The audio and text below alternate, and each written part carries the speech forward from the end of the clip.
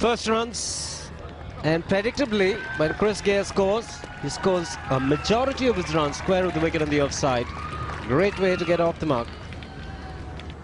West Indies rate has gone back up to just about where they would expect to be at this stage. Oh, he smashed that. Well, Krunal, he's not listening to you. They seldom do, Bish. Well, all this while he's been circumspect, but here he just made room for himself. He just decided that he's going to go for it wherever. But he's a dangerous player. But we've seen the West Indies throw it away in game 1 against Australia. They should have learned a lesson from that. Correct. Oh, that struck even more powerfully. Well, that was asking for it. It was a full toss.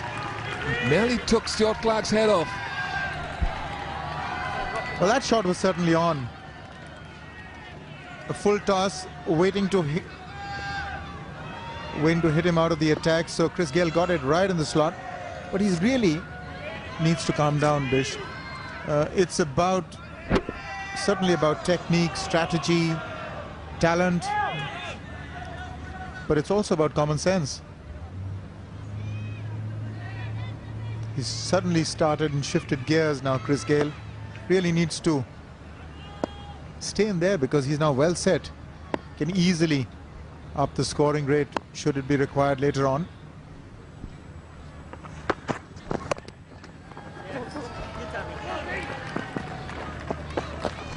He's coming back the 2 and yep. I suppose we analysed the fact he wasn't running hard a moment ago. In fact, the last over when it went down to fine leg, but Gayle Lara certainly, I'm sure, has just pushed him a little bit harder. Stuart Clark is not having a happy time of it. 2.3 overs for 33 runs. Well, this is the one that came back at him faster than he had hurled it. Whoops, there's panic there.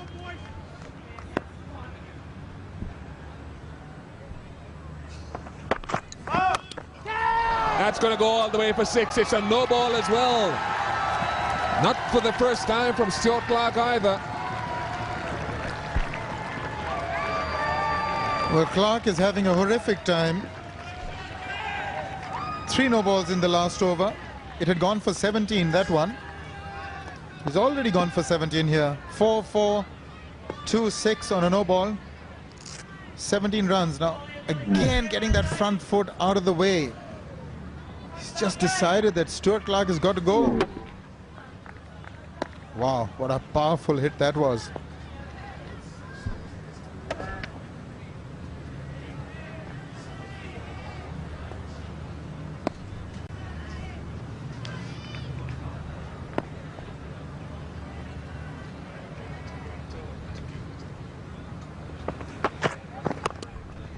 Well bowled. Good comeback, and it's more in keeping with the area that Stuart Clark, I suppose, needs to be hitting. Some of his shots, though, 1 or 2 of them have been, I suppose, unorthodox, and you expect that from Chris Gayle, so it really demands the greatest discipline from the bowler and courage.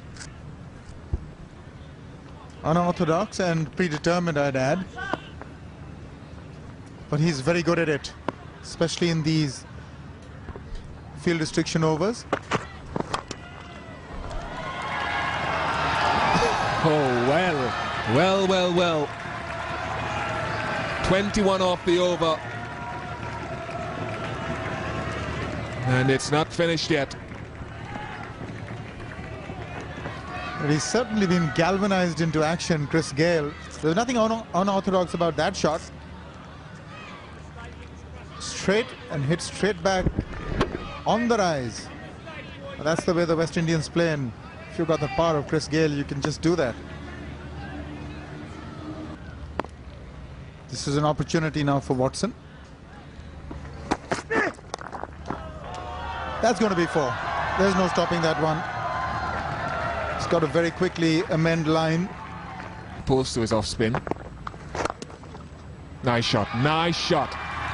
I would think that's one of the more difficult shots to play in the game. That on drive.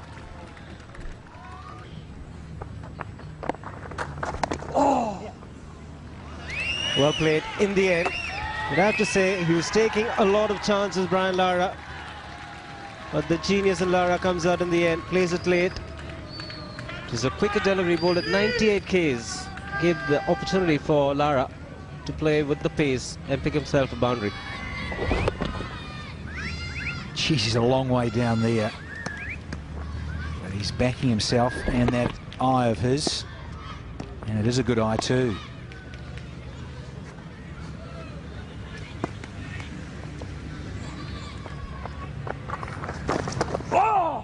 Deft touch, beautiful. Just allowed the ball to come on and picks up another boundary. Another good over for the West Indies. He's unsettling the off-spinner by making so many movements. But in the end, as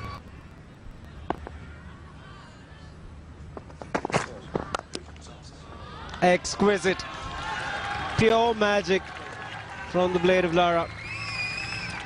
Brings up the 100 partnership.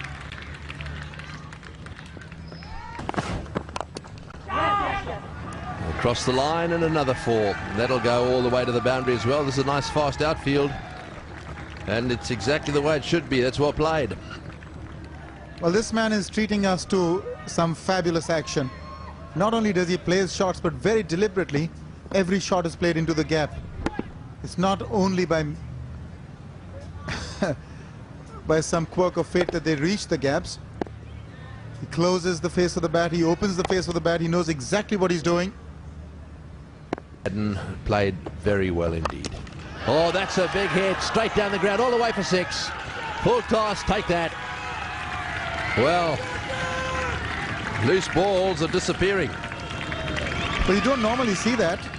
You don't see a fast, low full toss hit over your head for 6. But Chris Gayle can pull off these shots really out of his hat. Brilliantly hit.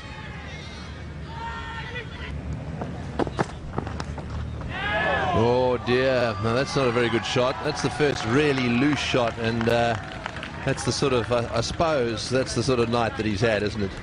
He gets one in the right place, and a very loose, almost unnecessary shot from Lara, having got himself into this situation. Well, that's exactly what maybe Hussey was hoping to happen. Entice Lara into going over the top. There's no real need for this. They already got 8 before this fortuitous boundary, but that was close.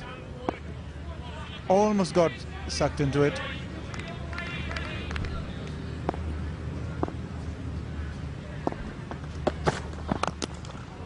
Oh, well played. Well, it misses by a skerrick, and then he blasts him down the ground for 4. This will be one of the most frustrating evenings that Clark has ever experienced on a cricket field. And extreme brilliance. Just take a look at that footwork. Preempted Clark, used his feet, got to the pitch of it, and then just slammed it. He's thinking while his bat is coming down. That's the benefit of having that backlift. You can keep thinking while the backlift is coming down. That's his great strength, Brian Lara. The record, I want to tell you, in one-day internationals for runs conceded by a bowler in 10 overs is 113. Then you might have an idea of who's going to get through to the final. Well, that's been played fine and is run away. Perfectly directed, just using the pace of the delivery. Getting 4 for it. But coming back to that, it's certain that the team that wins today has qualified, so there's no real threat to them today, and it, from all counts, at the moment appears to be the West Indies. In that eventuality, India will then have to down Australia. Even if they don't win against the West Indies.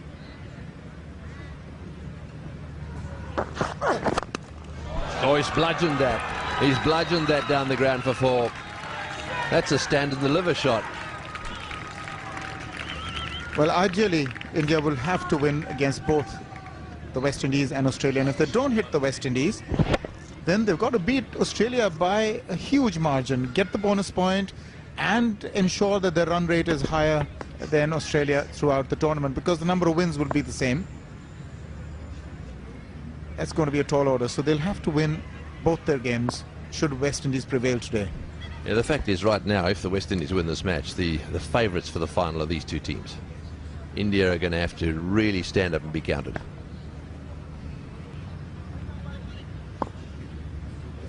So Watson has taken over.